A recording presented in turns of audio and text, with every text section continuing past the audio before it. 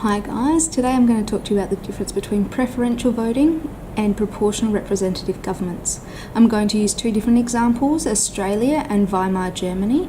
Both of these governments were or are democracies, however the way that they vote and get people into power is very different.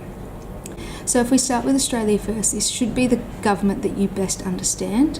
In Australia, if you're over the age of 18 and an Australian citizen, and also not serving more than 3 years in jail, you have the right to vote. It's compulsory voting, which means you have to vote in every election. So in order to be able to vote in Australia, you walk into a polling place and you're given a piece of paper. On that paper is a list of candidates. You number next to the candidates who you would like to see in power first, second, third, fourth, fifth in your preference.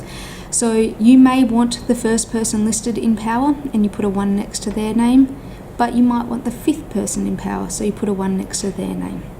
In order to win a seat, a candidate must win over 50% of the votes. Sometimes this happens really quickly and it's quite clear that they're the winner.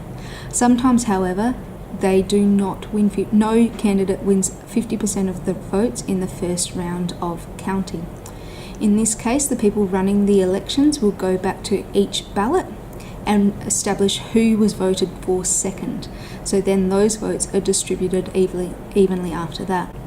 In order to form a government, a party must win over 50% of the seats in government.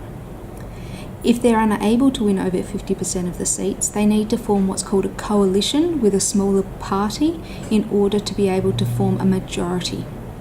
In Weimar Germany, this was slightly different. So, in 1919, the Weimar Republic was formed, and as part of their constitution, anyone over the age of 20 was allowed to vote.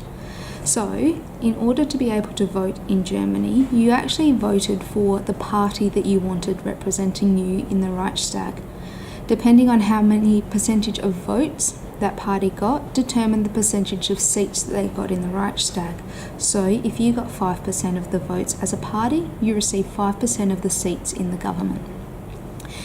The president was voted for separately to the Reichstag, and that was also voted on by the people who were over the ages of 20 living in Germany at the time.